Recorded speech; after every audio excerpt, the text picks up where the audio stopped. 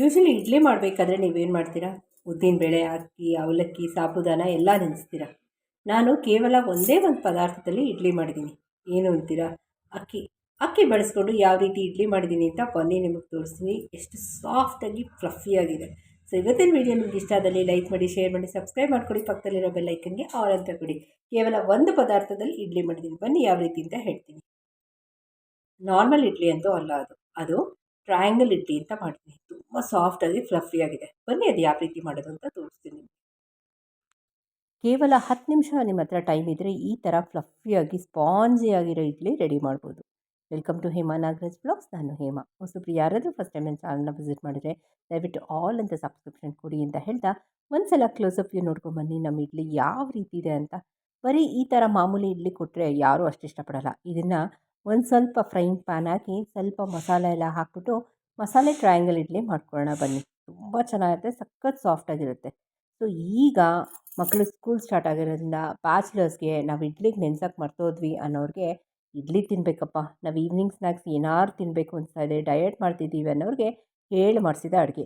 ಇದೇನಮ್ಮ ಉದ್ದಿನಬೇಳೆನೇ ಹಾಕಿಲ್ಲ ಅಂದರೆ ಹೌದ್ರಿ, ಉದ್ದಿನಬೇಳೆ ಇಲ್ಲದೆ ಅಕ್ಕಿನ ಒಂದು 10 ನಿಮಿಷ ನೆನೆ ಹಾಕ್ಕೊಂಡಿದ್ದೀನಿ. ಮಾಮೂಲಿ ಸೋನಾ ಮಸೂರಿ ಅಕ್ಕಿ, ಇಡ್ಲಿ ಅಕ್ಕಿ ಬೇಕು ಅಂತಲೇ ಇಲ್ಲ, ಓಕೆನಾ. ಇದನ್ನು ನೀವು ಬೇಕಾದರೆ ದೋಸೆ ಅಕ್ಕಿಲೂ ಸಹ ಮಾಡ್ಬೋದು, ರೇಷನ್ ಅಕ್ಕಿಲೂ ಮಾಡ್ಬೋದು, ಯಾವುದಾದ್ರೂ ಅಕ್ಕಿಲಿ ಮಾಡ್ಬೋದು. ಇವಾಗ 1 ಕಪ್ ಅಕ್ಕಿಗೆ ಅರ್ಧ ಕಪ್ಪಷ್ಟು ಗಟ್ಟಿ ಮೊಸರು, ಇನ್ನು 1/4 ಕಪ್ಪಷ್ಟು ನೀರು, ಓಕೆನಾ. ಒಂದು 10 ನಿಮಿಷ ಅಕ್ಕಿ ನೆನೆ ಹಾಕ್ಕೊಂಡ್ರೆ ಸಾಕು. ಸೊ ಆ ಬ್ಯಾಟ್ರನ್ನ ಒಂದು ಪ್ಯಾನ್ಗೆ ಹಾಕ್ಕೊಳ್ತಾ ಇದ್ದೀನಿ, ಒಂದು ಬೌಲ್ಗೆ. ಅದಕ್ಕೆ ರುಚಿಗೆ ತಕ್ಕಷ್ಟು ಉಪ್ಪು ಹಾಕ್ಕೊಳ್ಳೋಣ. ಇದಕ್ಕೆ ನೀವು ಬೇಕಾದ್ರೆ ಕ್ಯಾರೆಟ್ ತುರಿ, ಕ್ಯಾಪ್ಸಿಕಮ್ಮು, ಟೊಮೆಟೊ, ಈರುಳ್ಳಿ, ನಿಮ್ಗೆ ಯಾವ್ಯಾವ ವೆಜ್ಜೀಸ್ ಬೇಕು ತಿನ್ನಬೇಕು ಅನ್ಸುತ್ತೆ ಎಲ್ಲ ಹಾಕ್ಕೊಳ್ಳಿ. ನಾನು ಬೇಸಿಕ್ ಮಸಾಲ ತೋರಿಸ್ತಾ ಇದ್ದೀನಿ ನಿಮಗೆ. ಮತ್ತು 1 ಚಮಚದಷ್ಟು ಜೀರಿಗೆ ಹಾಕ್ಕೊಂಡಿದ್ದೀನಿ. ಮತ್ತು ಒಂದು 2 ಹಸಿಮೆಣಸಿನ್ಕಾಯಿನ ಸೀಳು ಹಾಕ್ಕೊಳ್ತಾ ಇದ್ದೀನಿ. ಸ್ವಲ್ಪ ಕರಿಬೇವಿನ ಸೊಪ್ಪು, ಕೊತ್ತಂಬರಿ ಸೊಪ್ಪು ಹಾಕ್ಕೊಳ್ತಾ ಇದ್ದೀನಿ. ನೀವು ಬೇಕಿತ್ತು ಅಂದರೆ ನೀವು ಸಬ್ಬಸಿಗೆ ಸೊಪ್ಪನ್ನ ಹಾಕ್ಕೊಳ್ಬೋದು, ಮೆಂತ್ಯ ಸೊಪ್ಪನ್ನ ಫ್ರೈ ಮಾಡಿ ಹಾಕ್ಕೊಳ್ಬೋದು. ತುಂಬ ಚೆನ್ನಾಗಿರುತ್ತೆ, ಸಕ್ಕತ್ತಾಗಿರುತ್ತೆ ಟೇಸ್ಟು. ಮತ್ತು ಒಂದು ಅರ್ಧ ಚಮಚದಷ್ಟು ಈನೋ ಹಾಕ್ತಾಯಿದ್ದೀನಿ. ಈನೋ ಇಲ್ಲ ಅಂದರೆ ಮಾಮೂಲಿ ಕುಕ್ಕಿಂಗ್ ಸೋಡಾ ಇದ್ದರೆ ಅದನ್ನು ಸಹ ಹಾಕ್ಕೊಳ್ಬೋದು. ನನ್ನ ಹತ್ರ ಕುಕ್ಕಿಂಗ್ ಸೋಡಾ ಇಲ್ಲ, ಈನೋ ಇತ್ತು. ಸೊ ಈನೋ ಹಾಕ್ಕೊಂಡು ಒಂದಕ್ಕೊಂದು ಚೆನ್ನಾಗಿ ಮಿಕ್ಸ್ ಮಾಡ್ತಾಯಿದ್ದೀನಿ.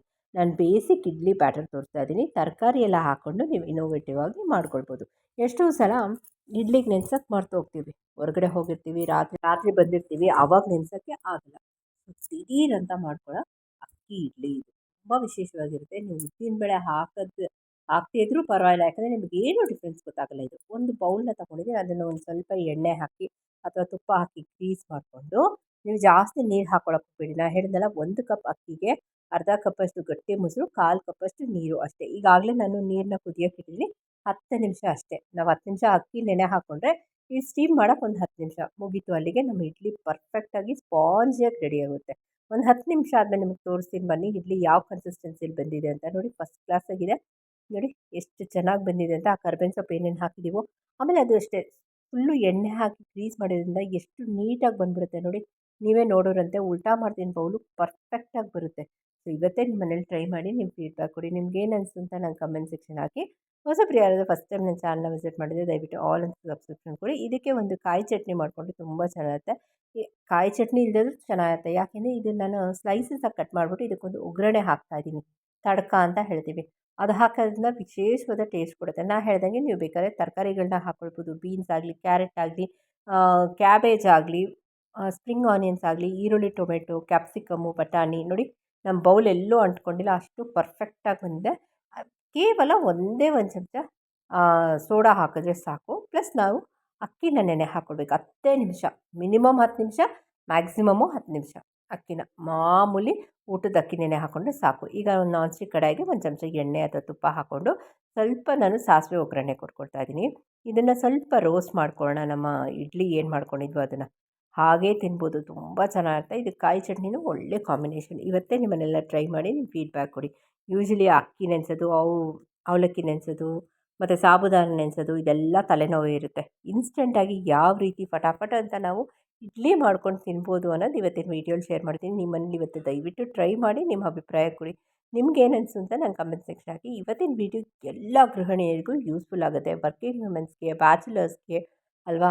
ಮಳೆ ಬರ್ತಿದೆಯಪ್ಪ, ಏನಾದ್ರು ಬಿಸಿ ಬಿಸಿ ತಿನ್ನಬೇಕು ಅಂದಾಗ ಡಯಟ್ ಮಾಡ್ತಿದ್ದೀವಿ ಅನ್ನೋರಿಗೆ ಹೇಳಿ ಮಾಡಿಸಿದ ರೆಸಿಪಿ ಇದು. ನೋಡಿ ಏನು ಸಕ್ಕತ್ತಾಗಿದೆ ಅಂತ. ಪರ್ಫೆಕ್ಟ್ ಅಳತೆ, ಪರ್ಫೆಕ್ಟ್ ಮೆಜರ್ಮೆಂಟ್, ಓಕೆನಾ. ಇವತ್ತಿನ ವೀಡಿಯೋ ನಾನು ಇಲ್ಲೇ ಮುಗಿಸ್ತಾ ಇದ್ದೀನಿ. ನಾಳೆ ಇನ್ನೊಂದು ಒಳ್ಳೆ ಸೂಪರ್ ಡೂಪರ್ ರೆಸಿಪಿ ಜೊತೆ ನಿಮ್ಮನ್ನ ಡೆಫಿನೆಟಾಗಿ ಮೀಟ್ ಮಾಡ್ತೀನಿ. ನಿಮಗೆಲ್ಲ ಯೂಸ್ಫುಲ್ ಆಗೋ ವೀಡಿಯೋನೇ ತರ್ತೀನಿ ಅಂತ ಹೇಳ್ತಾ, ಟೈಮ್ ಸೇವಿಂಗ್ ಕುಕ್ಕಿಂಗ್ ಟಿಪ್ಸ್ ಜೊತೆ ಬರ್ತೀನಿ ಅಂತ ಹೇಳ್ತಾ ಹೋಗಿ ಬರಲಾ. ಎಲ್ಲರಿಗೂ ನಮಸ್ತೆ. Thank you for watching.